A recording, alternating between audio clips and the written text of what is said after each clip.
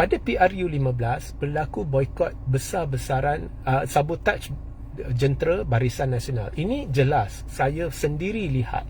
Kita pergi ke kawasan-kawasan kempen, contohnya di Selangor, ada budak-budak jentera Barisan Nasional pakai t-shirt Barisan Nasional, duk lepak bersama jentera Perikatan Nasional, pergi ke kawasan-kawasan di mana mereka seharusnya berkempen. Saya pun dengar mereka memberitahu sokong Perikatan Nasional.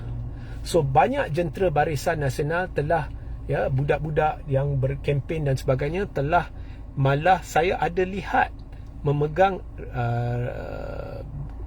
risalah ataupun handout, ya, brosur dan sebagainya Perikatan Nasional.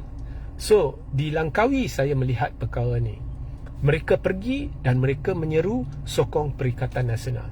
Mengapa sabotaj ini berlaku? Kerana bila kita tanya, rasa tak puas hati dengan Zahid ke apa ke, dan ya, juga ada ura-ura akan berlaku kerjasama dengan DAP. Okey, so ini telah sedikit sebanyak mengganggu gugat prestasi Barisan Nasional. Okey, ini berlaku di Selangor, saya lihat. Di Langkawi bila saya pergi sana saya lihat. So ini berlaku.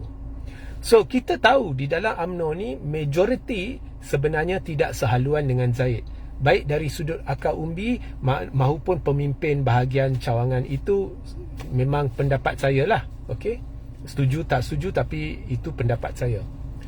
Now, adakah masih pemimpin bahagian dan cawangan anti Zahid setelah melihat keputusan mahkota, setelah sedar bahawa Zahid telah berjaya pecahkan, dan saya tabik Zahid, ya, dia telah berjaya pecahkan tembok yang memisah pengundi tradisi PH dengan BN. So adakah mereka sudah berubah? Adakah MP-MP dalam UMNO yang dulu anti Zahid sekarang sudah berubah kerana melihatkan potensi UMNO dengan DAP atau PH boleh menang besar? Ini saya tidak tahu. Tetapi pada PRU 16 ini melibatkan berapa kerusi? 222 kerusi. Banyak kawasan, banyak jentera. Okey. So kalau PRK mahkota, mereka tidak perlu bergantung kepada budak-budak yang tidak dikenali begitu banyak, kerana segala fokus PH dengan UMNO adalah di satu kerusi kawasan kecil di Johor.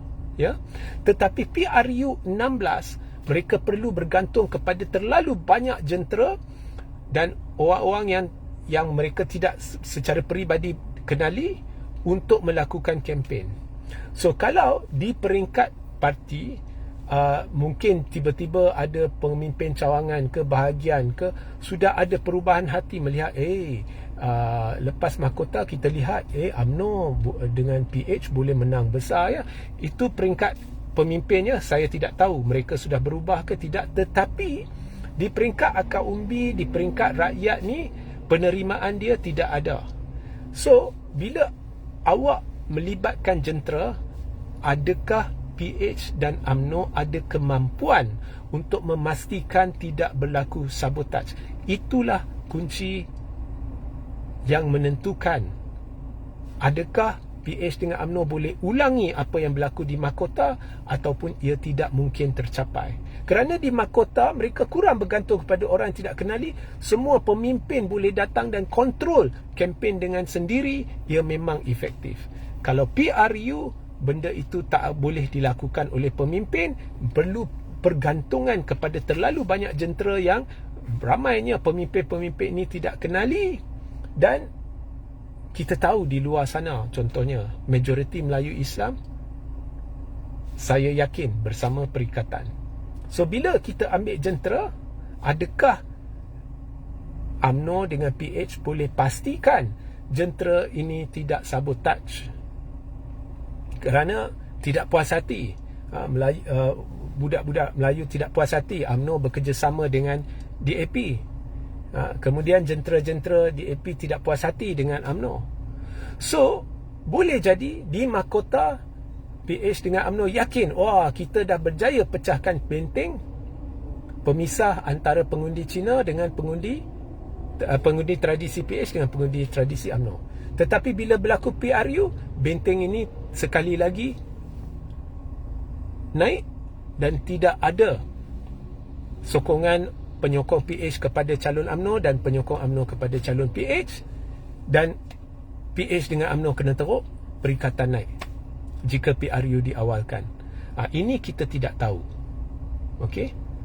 So cabaran terbesar UMNO dengan PH ialah untuk mengulangi apa yang berlaku di mahkota, iaitu penyokong PH sanggup sokong calon UMNO atau penyokong UMNO sanggup sokong calon PH, ialah jentera pilihan raya di peringkat nasional.